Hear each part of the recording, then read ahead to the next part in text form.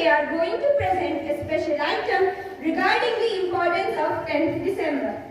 Every year on 10th December we celebrate International Human Rights Day. It was first started in 1950. It commemorates the adoption of the Universal Declaration of Human Rights, UDHR, by the UN in 1948.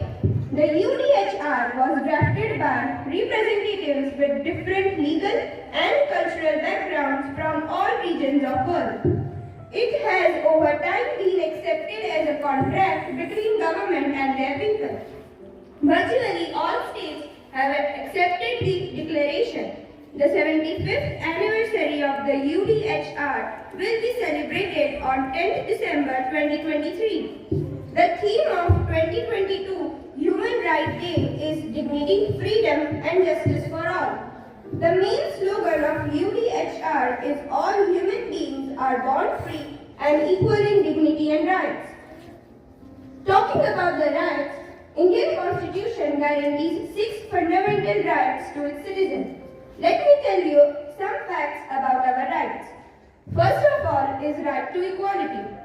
Equality means giving everyone an equal opportunity to achieve whatever one is capable of.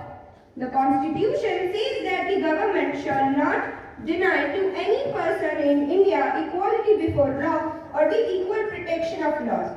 This is called the rule of law.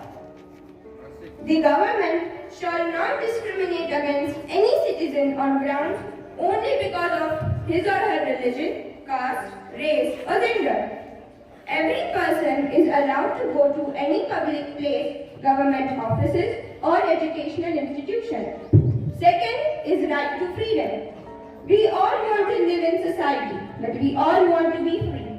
Others should not dictate us on what we should do.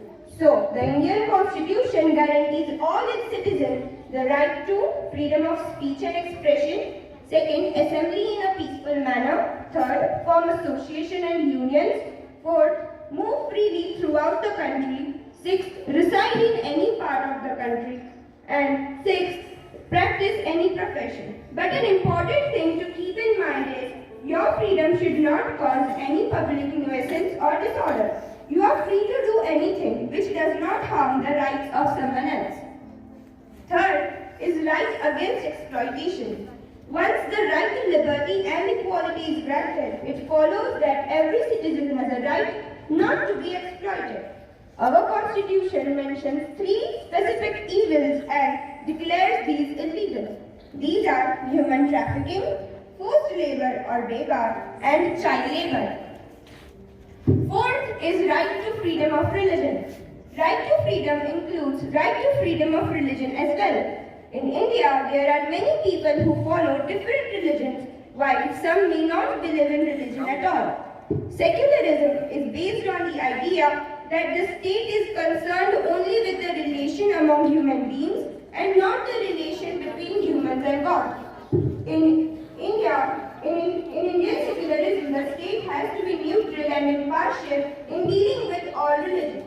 Every person has a right to profess, practice and propagate the religion he or she believes in. However, it does not mean that you have the right to force someone to convert his or her religion by illegal means. A person is free to change religion at his or her own will. This right also does not give the right to do practices like animal or human sacrifices, torturing widows, etc. in the name of religion. Fifth is cultural and educational rights. It is the language, culture and religion of the minorities that needs special protection. The Constitution specifies the cultural and educational rights of minorities as: first, any section of citizens with a distinct language or culture have a right to conserve it. Second, admission to any government educational institution is available to any citizen irrespective of religion and language.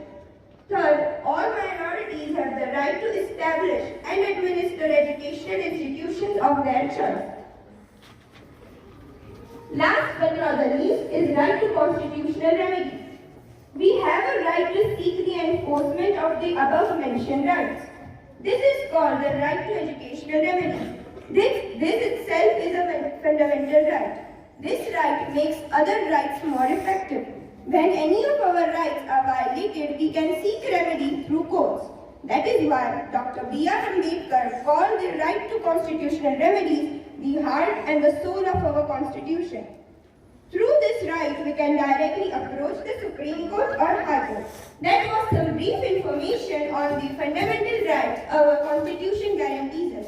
I hope that this information will help you in some way or the other. With that, I end my special item. Thank you and have a great day ahead.